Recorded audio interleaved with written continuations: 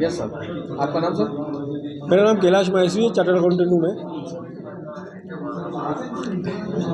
आज की कॉन्फ्रेंस का मेन मकसद है कि इंश्योरेंस की अवेयरनेस क्रिएट करना, और हमारा मकसद है कि भाई हिंदुस्तान के प्रत्येक परिवार को इंश्योरेंस में कवर करने का। आज भी 10% लोगों के पास भी बीमा है और 90% के पास बीमा नहीं है। जब तक 100% परिवार का बीमा नहीं होगा, इस देश में से गरीबी खत्म नहीं होगी। पर चूँकि इंश्योरेंस कंपनियां इंश्योरेंस पॉलिसी नहीं बेच करके सेविंग और इन्वेस्टमेंट प्लान बेच रही है, जो पूरी तरह से इलीगल है और धोखाधड़ी युक्त है। जितने भी सेविंग और इन्वेस्टमेंट प्लान है वो फ्रॉड है। इसलिए इनको राइट ही नहीं होना चाहिए। इंश्योरेंस कंपनी को इंश्योरेंस पॉलिसी बेचने का ही राइट होना चाहिए, क्योंकि आईआरडी ने इंश्योरेंस का ही लाइसेंस दिया है। सेविंग और इन्वेस्टमेंट प्लान सेबी और रिजर्व बैंक कवर करता है। तो इंश्योरेंस पॉलिसी के साथ में यदि इंश्योरेंस इन्वेस्टमेंट सेविंग प्लान नहीं होगा तो हिंदुस्तान के हर परिवार का बीमा हो जाएगा।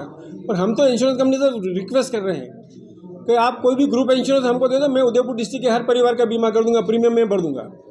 पर एक अच्छा ग्रुप इंश्योरेंस 5 लाख से लगा के 20 लाख तक का इंश्योरेंस पॉलिसी दे दे मेरे ग्रुप इंश्योरेंस, मैं पूरे उदयपुर जिले के प्रत्येक परिवार का बीमा मैं कर दूंगा। पर सामने आए इन्वेस्टमेंट सेविंग प्लान बंद करे और इंश्योरेंस प्योर इंश्योरेंस परिवार को करे। हर परिवार का बीमा जरूरी है, उसमें कोई डाउट नहीं है। आपने बताया था 2016 में आपने जो मोदी जी को पत्र लिखा था, उसके अंदर क्या कुछ आपकी मोदी जी को पत्र लिखा था, जो हमने कॉन्सेप्ट डिजाइन किया था कि 20 लाख का लाइफ इंश्योरेंस फ्री बिना प्रीमियम भरे, और 5 लाख रुपए साल का पेंशन बिना पैसे भरे, और इमरजेंसी में 2 लाख का लोन। ये 3 फैसिलिटी हम लोग कस्टमर से 1 रुपये लिए बिगड़ दे रहे हैं।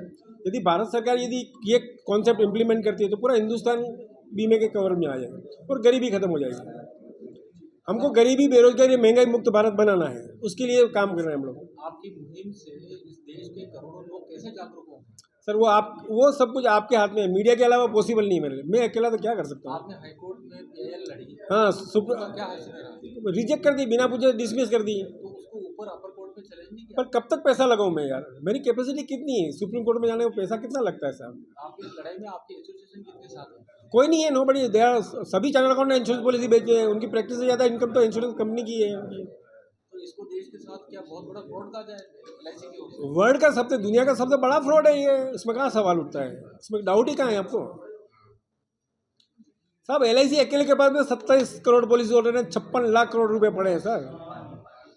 आज वो 50,000 से 60,000 करोड़ की, सुना मेरी बात को, एलआईसी 50 से 60,000 करोड़ की प्रॉपर्टी बेचने निकली है, प्लानिंग कर रही है।